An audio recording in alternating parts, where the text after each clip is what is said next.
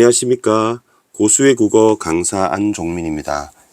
이번 시간은 수능특강문학 300페이지에 나와 있는 조우인의 출세곡이라는 작품을 해설 강의하겠습니다.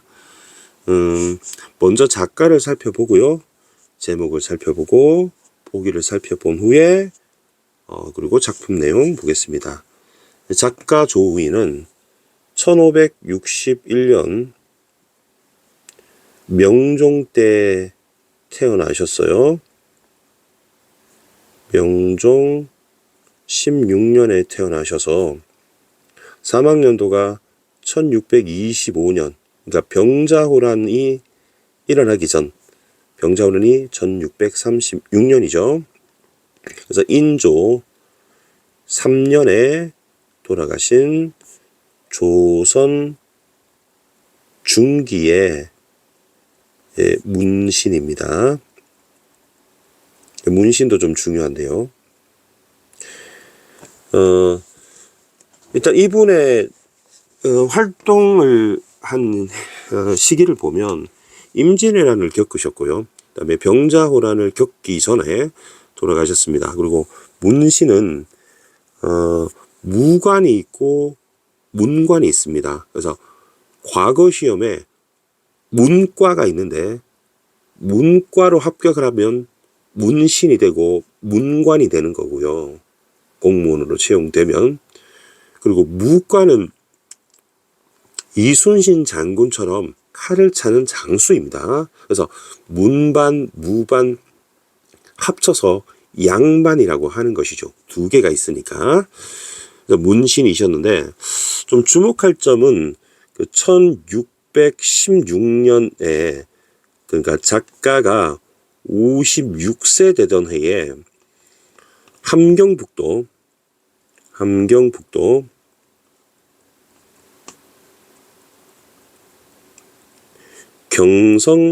경성이라는 곳이 있습니다. 경성이라는 곳에 참판 또는 부사로, 그러니까 사도 정도로 보시면 됩니다.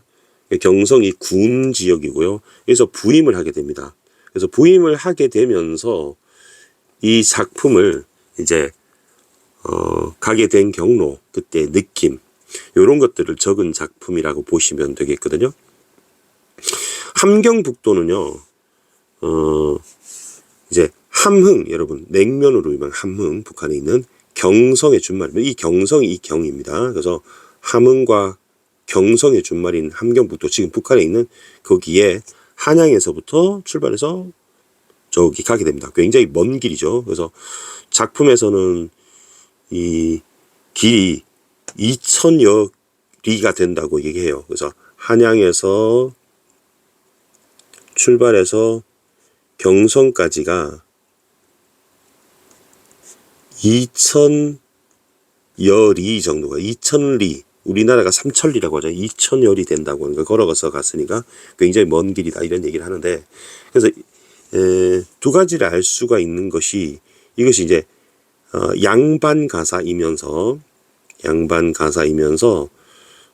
그리고 기행가사인 거죠. 기행가사. 기행문 할 때 그 기행, 여행 가서 쓴 글. 그래서 기행가사는 3요소가 있죠. 예전에 기행가사라고 하면 우리 수능특강에 실려있는 작품 중에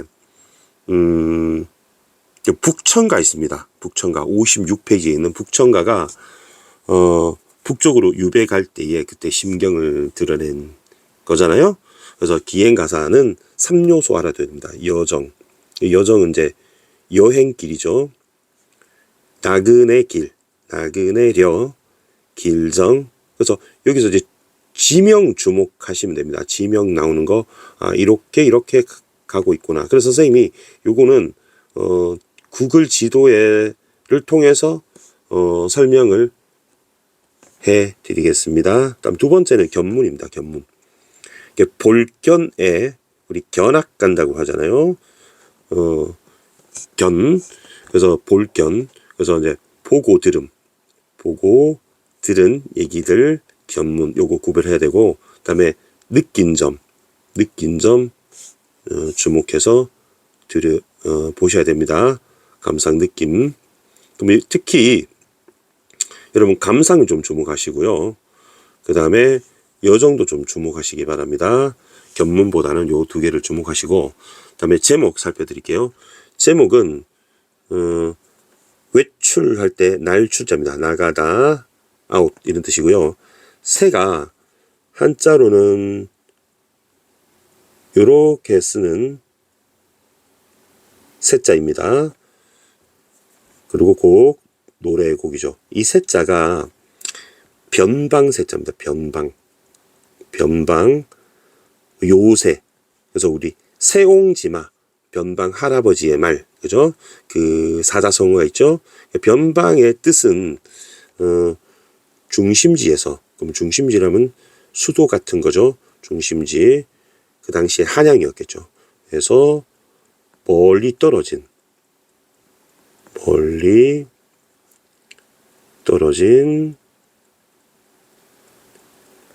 가장자리 지역, 가장자리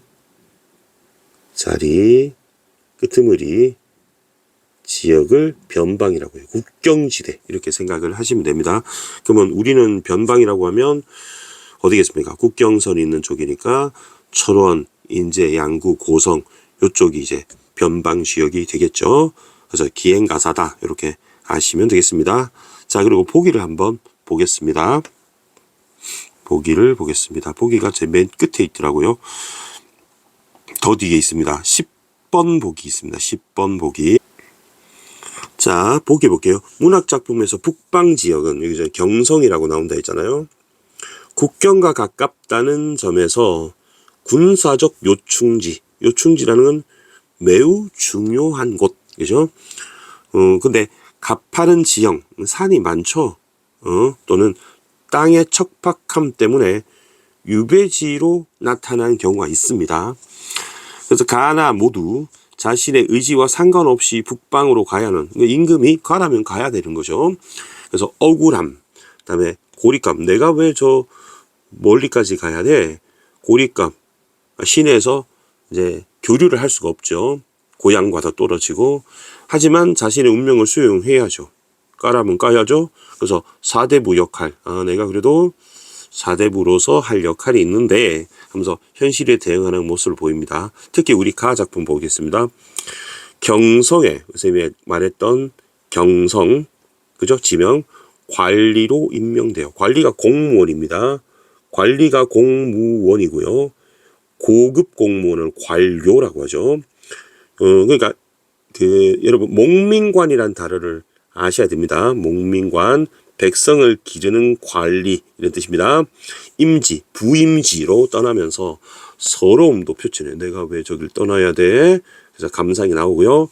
북방의 문호인, 경성의 지리적 속성, 경성을 다스리는 일의 중요성을 생각하며 책무를 맡은 것에 대해서 또 성은, 임금에 대한 은혜를 드러내기도 합니다. 그래서 이 부분 서러움과 성은 이렇게 아시면 되겠고요. 그 다음에 앞으로 300쪽으로 돌아오셔서 지도를 한번 보시면 선생님이 집으로 되어 있는 게 이제 서울입니다. 집으로 되어 있는 게 서울입니다. 그래서 서울 한양이죠. 한양에서 출발을 합니다. 그래서 요 경로를 따라 이렇게 이동하게 되죠. 오른쪽에 파란 거 보면 이 좀 짙은 부분 있죠. 초록색 부분, 이게 산입니다. 그래서 금강산 쪽으로 이렇게 해서 이렇게 올라가게 되죠. 원산, 그리고 이쪽으로 가서 이쪽으로 가게 됩니다. 그리고 목적지는 이렇게 가서요. 이까지 가게 됩니다. 그래서 지금 요 맨 위에 있는 하트 있죠. 하트가 우리 부임지인 경성입니다. 경성. 최종 여기 가서 지금으로 따지면 군수가 되는 거, 시장이 되는 겁니다. 그래서 이 부임지인 경성까지 도달하게 되어서 이천리를 가게 된다는 얘기입니다. 이렇게 요 얘기입니다. 이렇게 보시면 되겠습니다. 이 지도는 구글 지도입니다. 구글 지도. 자, 그러면 작품 내용을 한번 살펴보겠습니다. 자, 북방 20여 주. 북쪽 지방이란 뜻입니다. 북쪽 지방 20여 주를, 지역입니다. 지역, 고을 주자입니다. 경성에, 그러면 지명이니까 여정이니까 선생님 대가로 치겠습니다. 접경인데 치병, 그러면 다스리다, 정치할 때 다스리다 이런 뜻이고요. 그 다음에 다는 생략하겠습니다. 병사를 다스리는 그런 뜻이고요. 목민, 기르다 목자입니다. 기르다. 우리 목동할 때 목입니다. 목양 하면 양을 기르는 거고요. 백성을 기르는, 병사를 다스리고 백성을 기르는 그런 일이라는 뜻이죠. 그러면 결국 관리입니다. 관리, 공무원이고, 그 다음에 목민관 알아두시라 했죠. 목민관이고, 구체적으로는 경성의 부사, 경성 판관, 이제 판관 일을 내게 맡겨 보내시니, 그러면 주어가 빠졌죠. 그러면 앞에 임금께서, 그죠? 임금이라고 쓰면 되겠습니다. 그때 임금은 이제 인조 전이니까 태정태세문다세 여성연중 임명선 광해군이겠네요. 광해군이 보내셨는데, 망극한 없을 망자에, 없다라고 쓸까요? 없을 망자에 끝극자, 끝없는, 그 다음에 성스럽다, 은혜, 임금의 은혜를 갚을 일이 어렵구나. 일단 땡큐 하고 있습니다. 자, 그러면 어렵구나 다음에는 느낌표를 치고요. 영탄법은 탄이라고만 쓰겠습니다. 자, 그러면 일단 여기 서사 부분이에요. 맨 첫 부분인데요. 일단 땡큐 이렇게 시작을 하고 있습니다. 그리고 요 부분이 이제 여정이죠. 여정은 아직 아니에요. 이제 여기 총괄이니까 요 감상이 있습니다. 감상, 일단 감상이 있고요. 그다음 서생은 이제 글 짓는, 글 쓰는, 글씨 쓰는, 서생의, 학생의, 선비의, 뭐 이런 정도 됩니다. 선비의 일은 한묵, 한이 이제 붓입니다. 붓이고요. 그다음에 묵이, 흑토자 보이죠? 먹입니다. 먹. 우리 붓글씨 할 때, 그러면 붓과 먹이라고 하는 게, 그러니까 글쓰기 이런 거죠. 글짓기, 이렇게라고 여겼는데, 왜냐면 자기는 문신이니까 뜻밖의 늙은이에, 그러면 자신의 나이가 56세다 이거죠. 나이가 많은데 변방에 중심지에서 뚝 떨어져 있는 가장자리 부임이, 이제 경성 부사로 부임 임명장을 주신 것이 진실로 뜻밖이네. 뜻밖이라고 하고 감상을 드러내고 있죠. 감상을 드러내고 있습니다. 그 다음에 임금께 절을 올리고 칼을 짚고, 그러면 이 칼이라는 단어가 쌤이 노란색으로 표시를 해보면 출제 포인트가 되겠네요. 무신임을 할 수 있죠. 무신의 임무라는 걸 알 수가 있죠. 장군이 가야 되겠죠. 짚고 돌아서서 이제 부임지로 출발할 겁니다. 만리박 국경에 이 한 몸을 잊었다는 것은 개인의 욕심, 목숨, 개인의 영달, 그죠? 개인의 사정은 다 잊고 가겠다라고 해서 땡큐 얘기를 했습니다. 표면적으로는 이렇게 되었습니다. 난 다 잊었어. 이제 임금님 명령대로 다 따를 거야. 임금 위해 죽을 수 있어. 이렇게 밝히고 있습니다. 흥인문 내다라. 그럼 흥인문은 이제 드디어 지명이 나왔습니다. 흥인문은 여러분 그 동대문입니다. 서울에 있는 동대문이라는 뜻이고요. 동대문이고요. 동대문의 별명 이름입니다. 내다라는 달려나가서 달려 나가서 이런 뜻입니다. 이게 관동별곡의 영향을 좀 받은 것 같습니다. 흥이문 내다라 달려나가. 그래서 달려나간다는 것은 뭐 약간 감격 이런 것처럼 이게 느낌이 들죠. 원래 이 작품이 짓게 된 계기가요 있는데요. 이 떠나게 됐을 때 명을 받고 조탁이라는 분이 어르신이 술자리를 가지고 환송을 해줬대요.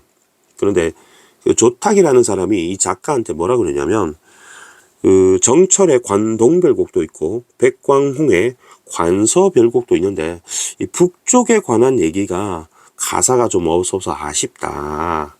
이걸 아무나 짓는 건 아니지 않냐. 그래서 늙은 나를 위해 가사 한 편을 지어서 아주 외로운 마음을 위로했으면 좋겠다 하고 예 하고 대답한 거죠. 그래서 이제 이 작품을 짓게 된 배경이 됩니다. 그래서 관동별곡의 영향이 요 흥인문 내다라 녹양에서 말을 갈아타니 요 부분이 나옵니다. 녹양도 대가로를 칠하겠습니다. 녹양은요 여러분 양주에 있습니다. 서울의 바로 옆에 남양주 있죠. 남양주. 양주가 원래 동두천, 의정부, 그다음에 양주, 구리 이걸 포함하는 서울의 전역을 포함하는 굉장히 넓은 곳이었는데요. 녹양이라는 곳이에요. 지금도 보시면 녹양역이 있습니다. 양주시에. 여기 보시면 쌤이 여기 하트 해놓은 부분이 있잖아요. 이게 양주입니다. 양주. 녹양입니다. 녹양. 여기가 녹양에서 녹양역이 있는데 여기 원래 뭐 하는 곳이냐면 기차 서고 버스 서는 데가 역이 아니고요. 예전에 역은 말을 갈아타는 곳이에요. 말을 갈아타는. 말을 이제 풀을 잘 먹이고 잘 재고 컨디션 좋게 해서 이제 말 타고 오면 피곤한 말이 있잖아요. 그래서 교체를 해주는 거예요. 그래서 말을 갈아탑니다. 말을 갈아탔습니다. 지명입니다. 그러니까 여기는 여정이 나타난 거죠.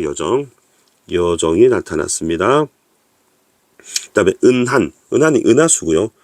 은하수의 옛날 길을 다시 지나간단 말인가 라고 했잖아요.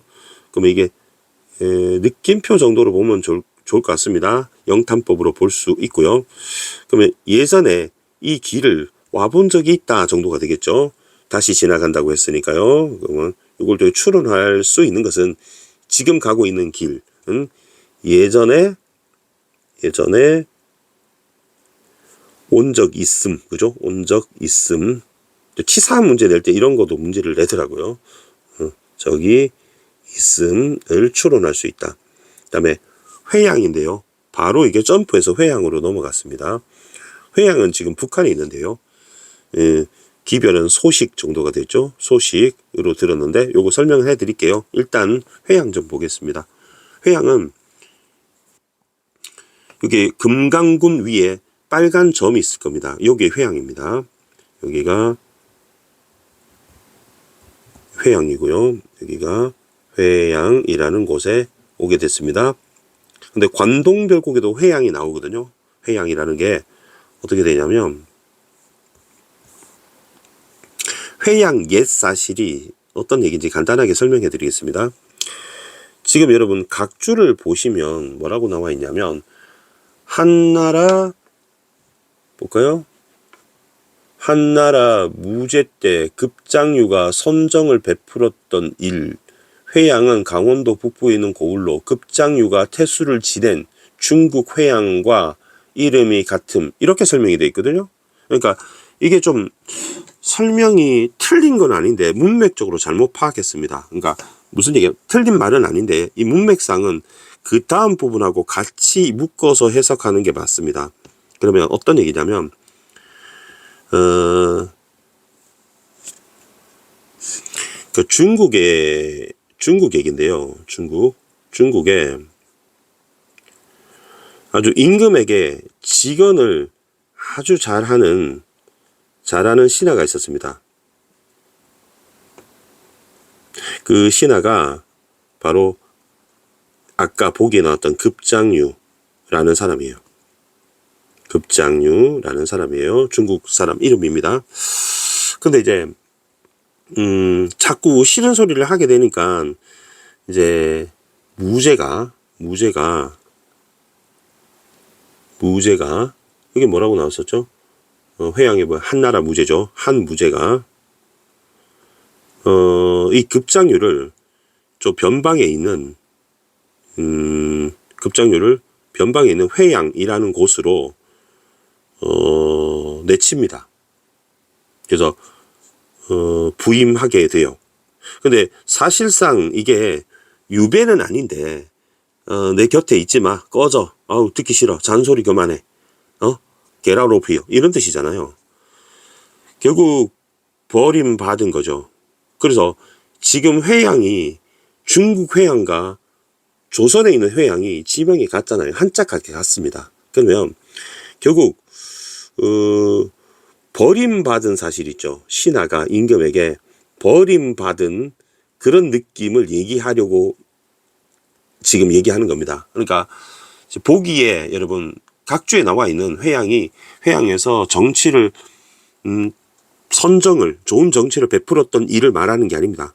그러니까 중국에서 직원 잘하는 급장유가 한무제에게 버림받은 것처럼 나 역시 광해군에게 버림받아서 경성으로 가게 되는 게 억울하다 이런 얘기를 하려고 하는 겁니다. 그래서 대궐인 궁궐을 홀로 떠나 적객은 무슨 죄인고가 되는 거죠. 물음표 내지 느낌표로 보면 되겠습니다. 죄가 없다는 거니까 서리법으로 보면 되겠죠.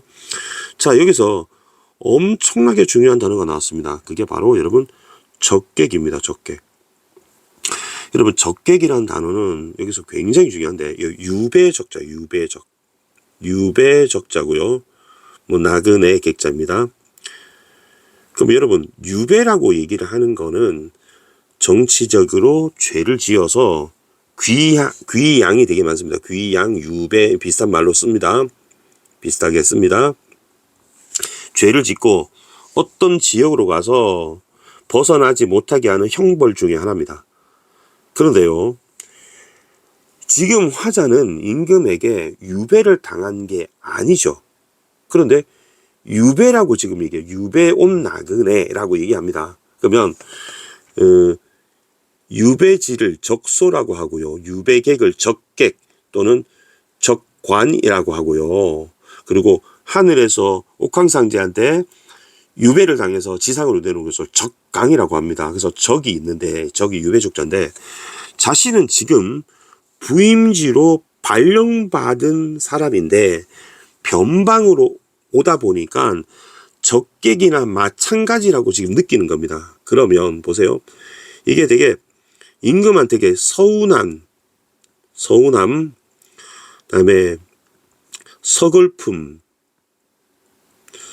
자신의 신세가, 그다음에 한탄, 그다음에 임금에 대한 원망, 이게 깔려 있는 거예요.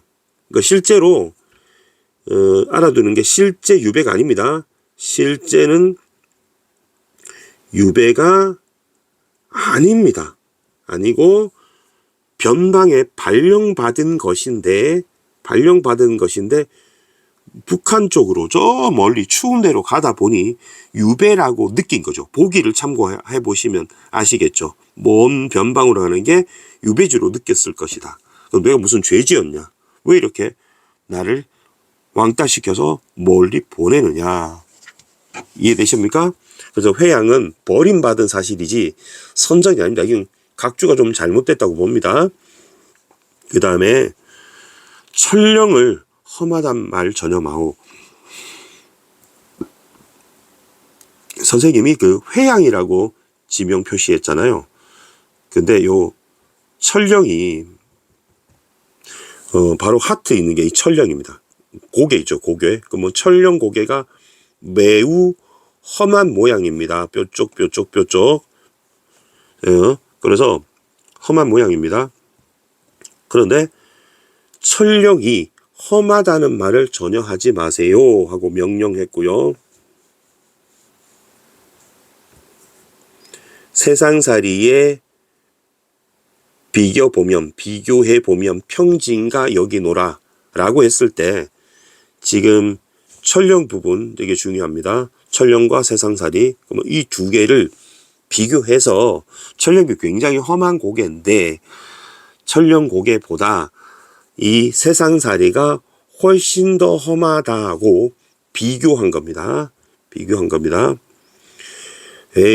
세상살이에 비교해보면 천령은 평지나 마찬가지지 이런 얘기죠. 비교한 겁니다. 여기 노라 느낌표 영탄법이 사용되었고요. 눈물을 거두고 눈물 흘리잖아요. 그죠? 서럽잖아요. 두어 걸음 돌아서니 한양이 어디냐 하는 거죠. 한양이 어디냐. 아, 한양이 가려졌구나 라고 얘기하는 겁니다. 이제 뒤돌아 봐도 한양이 안 보이죠. 그러면 약간 임금을 그리워하는 연군인 거죠. 사실은 연군은 한양에서 편하게 나이 든 문신이 벼슬 하고 싶은 마음이 깔려 있는 것이죠. 안변 북쪽은 저기점 오랑캐 땅이려니. 그러면 안변도 지명이 나왔는데요. 이 구글 지도에서 원산시 밑에 있는 요게 안변입니다. 안변. 이제 북쪽은 오랑캐 땅일 텐데 이렇게 얘기를 하고 있습니다. 원산 밑에 안변 맞는지 쌤이 구글 지도 잠깐만 확인 좀 해볼게요. 여기서 보시면 맞는지 확인해 보겠습니다. 이거 정평이네요. 쌤이 안변이라고 했는데 안변이 아니네요. 볼까요? 여기가 안변이네요. 여기가 안변입니다. 안변 맞네요. 여기가. 그죠? 천령 위에. 그죠? 점 3개 있는 데가. 그죠? 금강군 위에. 여기가 안변이 맞습니다. 그죠? 맞습니다. 안변. 확인했고요. 그러면 안변 쪽에서 북쪽 오랑캐 땅이려니 비린내, 노린내, 일소. 일소라는 단어는 한 번에 쓸어버린다. 한 번에 쓸어버린다. 한 번에 쓸어버림. 박멸 이런 뜻입니다. 쓸어버림. 이런 뜻이고요. 비린내, 노린내 나는 놈들 그러면 모욕이죠. 그죠? 그럼 이거는 북쪽의 오랑캐를 말합니다. 그럼 북쪽 오랑캐를 한 번에 바퀴벌레처럼 싹 쓸어버려 천리 밖에 몰아내니 윤관, 김종서 및 우리 각주 보시면 고려 예종 때 문신, 여진을 정벌한, 그다음에 김종서 장군, 세종 때 무신, 조선 세종 때 무신, 육진을 개척해 국토를 넓힌 그 장군입니다. 그 오랑캐, 비린내, 노린내 나는 족속들을 물리친 장군의 공적, 업적입니다. 업적을 풀과 나무도 다 아는구나 정도 했습니다. 사실 풀과 나무가 모르겠죠. 그죠? 그래서 과장법으로 볼 수 있습니다. 중간에 잠깐만 좀 정리 좀 하고 갈게요. 여기 보시면 다 이전 노라까지요. 다 이전 노라까지를 중간 정리를 좀 해보겠습니다. 다 잊었어라까지 여기까지를 좀 정리하겠습니다. 여기까지를 정리하면 자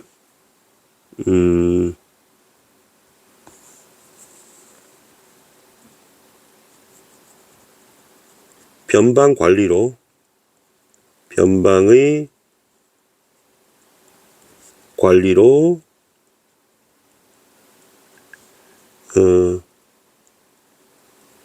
임명받은 과정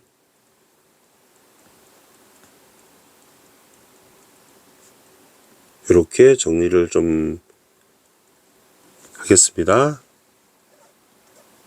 그 다음 부분 요까지 우리 아직 하진 않았지만 요까지 내용을 정리해 보겠습니다.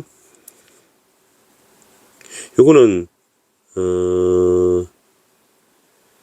한양에서 그죠? 한양에서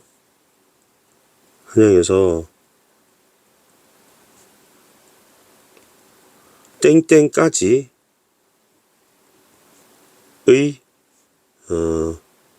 여정 이동이라고 하겠습니다. 이동. 볼게요. 그다음에 용흥강은 지명이겠죠. 강입니다.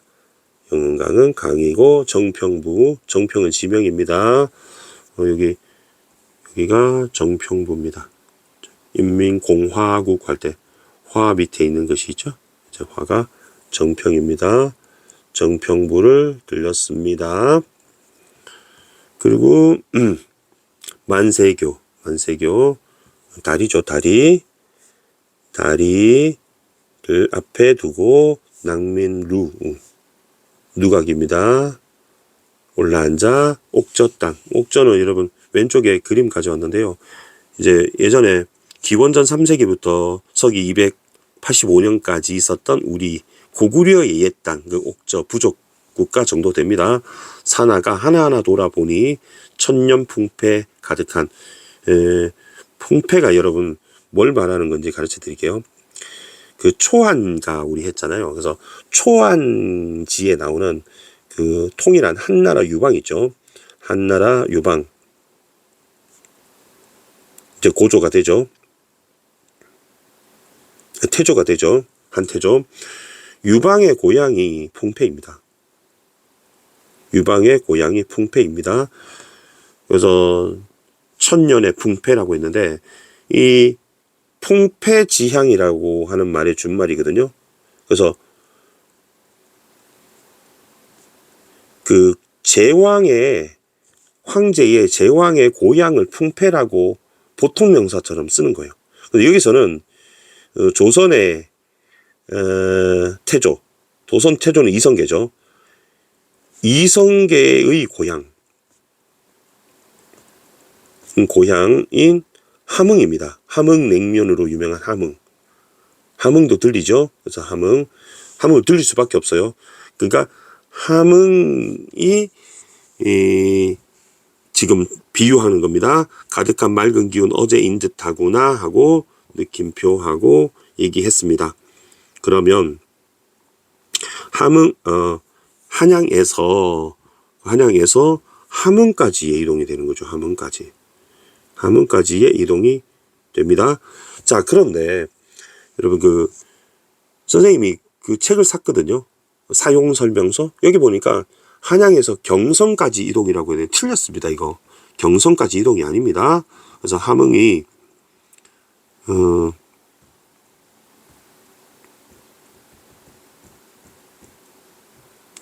정평 함흥 이 정도 될 텐데요. 함흥까지 이동한 겁니다. 경성은 아직 멀었습니다. 이거 한참 더 가야 됩니다. 그래서 쌤이 전문을 살펴봤는데 이 부분 이제 생략되어 있는 겁니다. 생략. 그래서 우리 교재에 실린 부분은 어떤 부분이냐면 여기서 이까지 부분이 초반부가 실려 있습니다. 여기에 실려 있습니다. 여기가 실려 있고 경성 가서 노는 부분이 실렸어요. 노는 부분이 이렇게 실려 있는 겁니다. 그래서 요까지 내용 정리를 해봤습니다. 그다음에 중기학 뒷부분부터는 좀 쉽습니다. 좀 쉬우니까 이제 금방 할 수 있을 것 같습니다. 자, 중약 부분부터 다시 보겠습니다. 요 부분은 이제 원래 부임지죠. 부임지인 진하구나. 부임지인 경성에 이제 도착을 한 부분입니다. 도착을 했습니다. 우여곡절 그때 중략 부분 이제 이동하는 부분이 나오고요. 군영은 이제 군사 지역이라고 보시면 됩니다. 군사 지역이고 병영이니까 이제 군인들이 주둔하는 곳입니다. 일이 없고라고 했는데요. 막사가 이제 천막이라고 할까요? 이제 한가하다고 돼 있는데 이게 은근히요. 화자가 작가라고 할게요. 작가가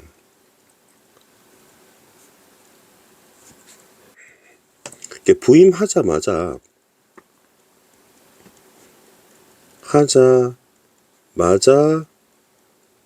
되게 일도 없고 편안합니다. 그죠? 그러니까 이게 은근히 뭘 드러내냐면 자신의 능력을 드러내기 위함이에요. 은근히 자신의 능력을 드러냅니다. 오자마자 무사합니다. 그래서 기녀와 함께, 그럼 기생입니다. 기생과 함께 산에 올라 술동이를 기울이려고, 그러니까 약간 풍류를 즐기는 모습이죠. 그래서 이 부분은 우리 예전에 배운 수능 특강에 나왔던 작품 중에 그 북청가 있죠. 북청가와 유사합니다. 북청가 군산월이라는 기생이 나왔었죠. 유사합니다. 꽃피는 춘삼월 계절입니다. 계절이고 원수대라고 하는 게 그 경성의 그 해안에 있는 누각이라 보시면 됩니다. 누각? 누각은 아니고 해안에 있는 봉우리에 올랐습니다. 그 다음에 춘풍이 봄바람이 화창하여 맑은 경치 부쳐내니 빼곡한 수풀은 붉은 비단 색채어가 있고요. 그리고 수풀이 비단이 되었다. 이제 비유를 사용하고 있죠. 시각적 심상입니다. 구름인 것처럼 눈인 양. 그러면 구름인 양, 눈인 양. 구름인 것처럼 눈인 것처럼 파도는 이라고 했으니까 대꾸법이 있고요. 그 다음에 비유 사용했습니다. 지규죠. 지규. 그리고 뭐뭐인 양 이렇게 나왔으니까 이게 이제 지규법이고요. 그 다음에 구름과 눈은 이제 파도를 비유하는 보조관념입니다. 하늘을 끝을 삼아 솟구치고 흩어지며 되게 생동감 느껴지죠. 집니다. 대 앞에 이 대는 앞에 나왔던 원수대를 말합니다. 원수대. 원수대도 지명이겠네요. 그죠? 그래서 이거는 여정이고요. 그리고 이 부분은 이제 견문입니다. 보고들은 특히 본 것이죠. 은빛 산이 거치는가 눈가루가 날리는가. 자, 그러면 은빛 산이라고 하는 것도 파도고요. 눈가루도 파도입니다. 그리고 이제 요거는 대꾸 표현이 되겠고요. 대꾸적 표현이 되겠습니다.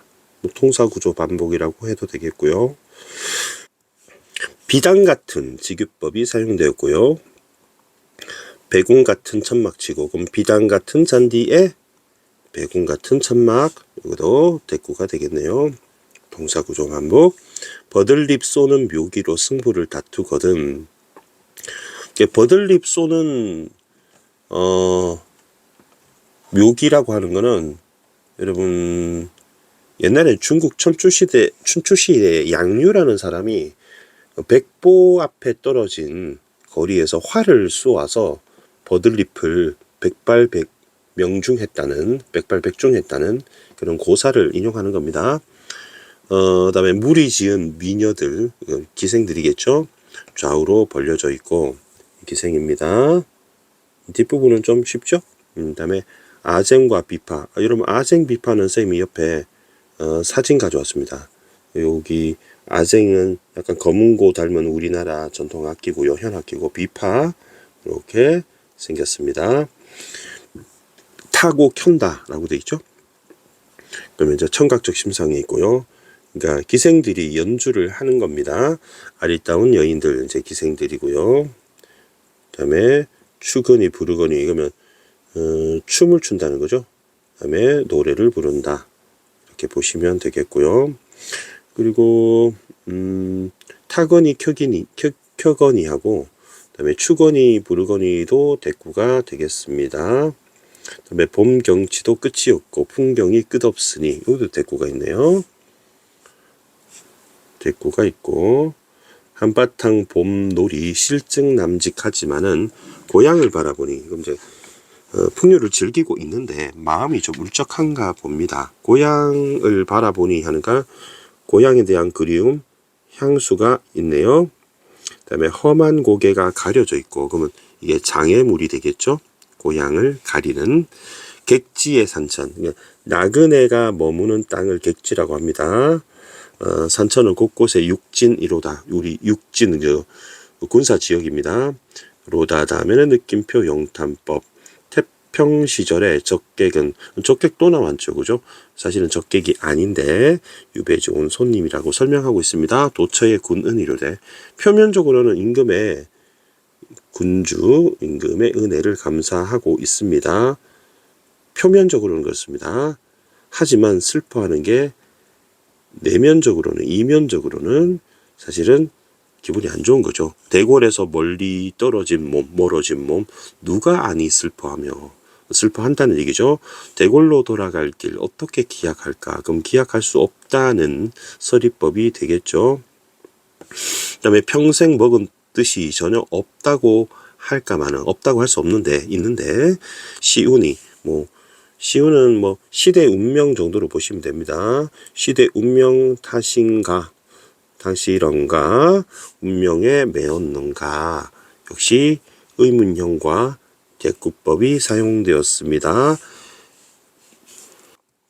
진대백수에 진대는 각주에 나와 있는 것처럼 초나라 때 희왕과 초나라 때 중국 초나라 있죠.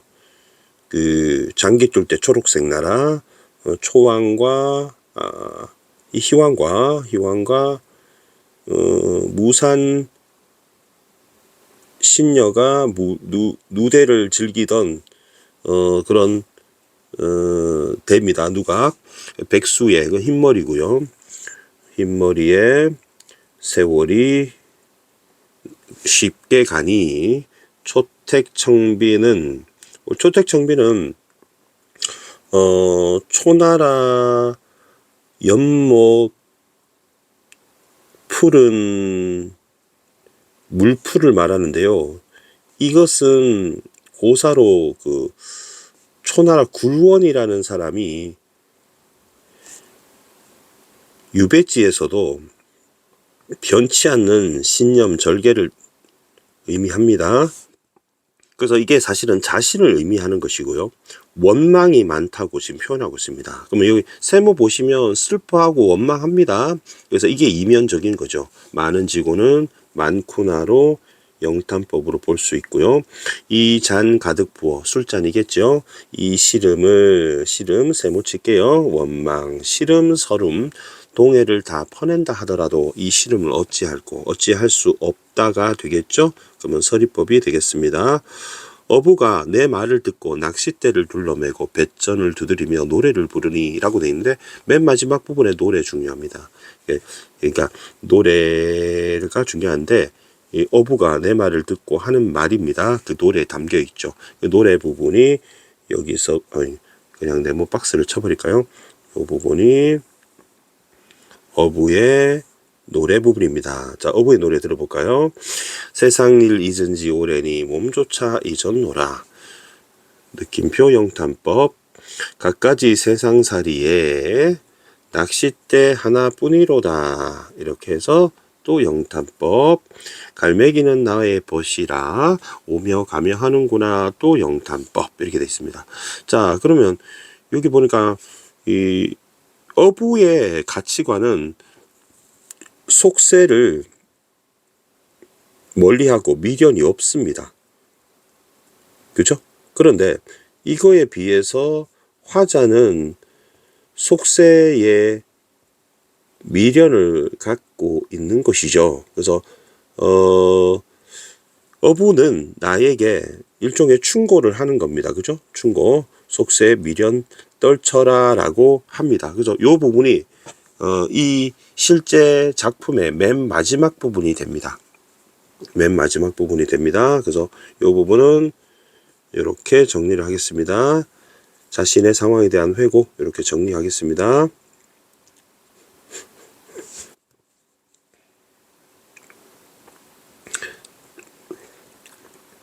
자신의 상황에 대한 회고. 선생님 감기가 걸려서 목이 좀 칼칼합니다. 목소리도 좀 맹맹하고. 자, 그러면 작품 전체를 정리 한번 해보겠습니다. 간단하게 말하겠습니다. 조우희는 조선 중기 문신이다. 그런데 56세 때 한국 경성 참판으로 부임하게 되었다. 2000여 길을 가는 기행가사이다. 그 다음에 변방으로 가는 노래가 제목이다. 그리고 보기에서 나와 있듯이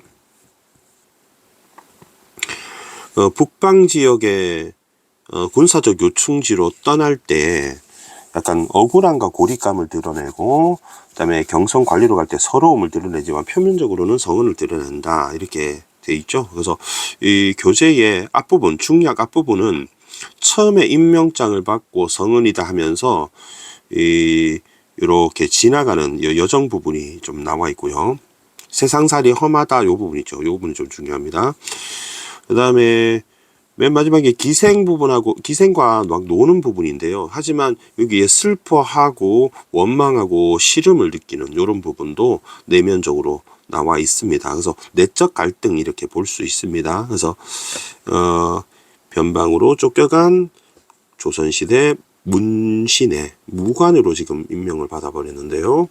일단 좀 신세 한탄 이런 가사였습니다. 오늘 강의는 여기서 마치겠습니다. 질문 있으면 남겨주시고요. 좀 헷갈리는 부분이 있을 수도 있겠습니다. 그리고 구독과 좋아요 부탁드리겠습니다. 고수의 국어는 항상 최선을 다해 강의하겠습니다. 여러분 고맙습니다.